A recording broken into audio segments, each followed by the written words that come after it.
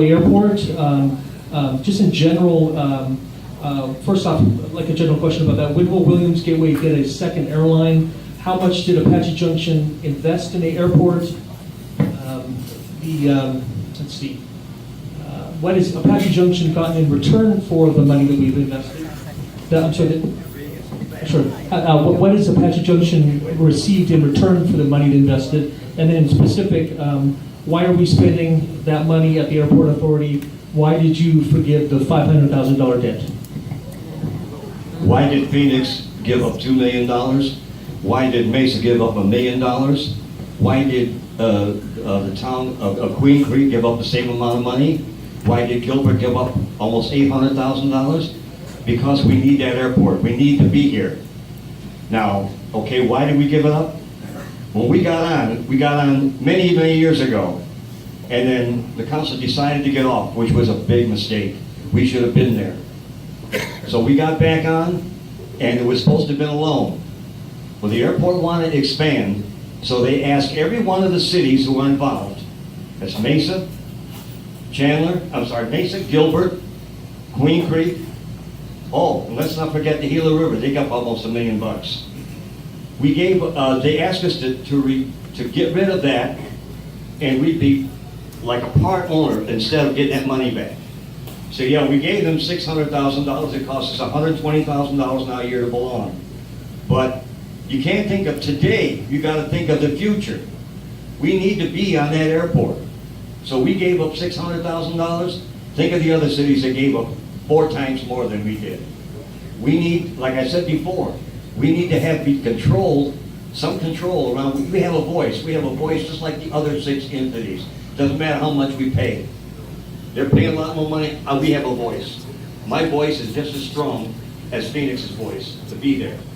We need to have that. We need to be on that airport because it's important for us to have that voice.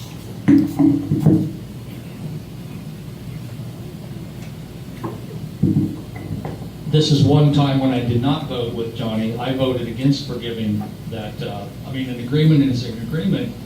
And how much of this do we have to subsidize? The city of Apache Junction needed that money more than these other cities. And like I said, they made the agreement. Conveniently, right after we forgave it, the next quarter they said they were making a profit. I think they were kind of possibly fixing the numbers, pleading poverty. But business has to be able to stand on its own. Yes, we need the airport. It does great things. We're not capitalizing on it. This land that's going to open up south of the freeway and the industrial park that we need to bring into the city, we could be trying to entice businesses here that can service the airport. Same way with the resort.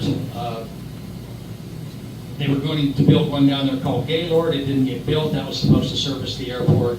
Let's go after that resort. You can fly in, stay at our resort, let's say you're spending a week, they'll be out here for 4 days, maybe going to Phoenix for 2 days. Right now that's flip-flop. You fly into and you go to Scottsdale or Phoenix, we may get them out here for 1 day.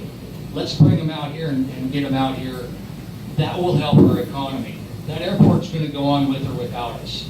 And it is good that it's there, but we're not going to make or break them with our $120 investment, $120,000 investment.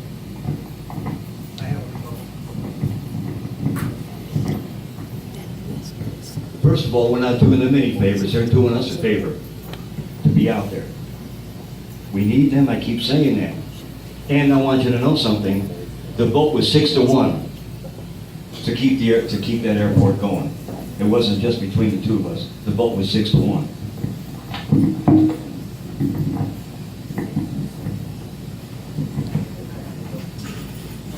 This is for Councilman Serdy. I'm going to put 2 questions from the audience together. Are you in favor of closing the landfill? If so, when? If not, why?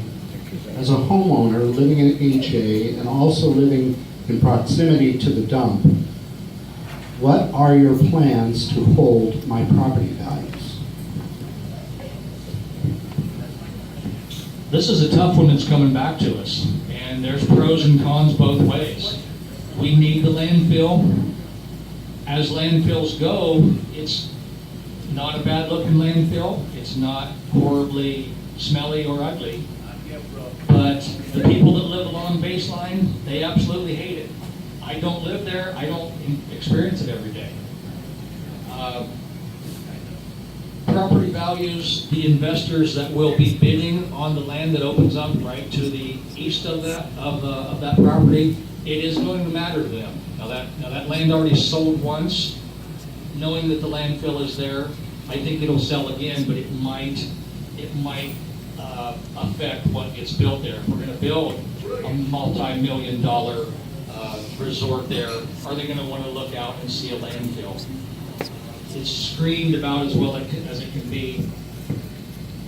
And I think John and I will be in agreement with a lot of this. If we vote to close it, we can't vote to close it. We can vote to limit the height, but they can keep it going and just smooth it out and keep it going for another 20 years. So it's not completely in our hands. I wish there was some alternatives. RAD, who is right here, they're in the industrial park. It's not in the city. They send all of theirs to Kearney. Can they handle more down there? Can they incinerate it? I know they do that up in Washington and in Oregon. But I know I didn't really answer this, but I've not made up my mind yet because this is coming back to us, or one of us actually won't be on council when this comes back to us, but it's going to be a touchy situation. Jeff's 100% right. We don't have really control. We have control of the height. But if we don't give them that height, that thing can go on forever. By us giving in to that height, how high was that, Jeff? Remember the difference in the height? 17? 35. Okay. If we do that, then they will close that thing by 2035. If we don't agree with them, they can keep that thing going forever. Now, first of all,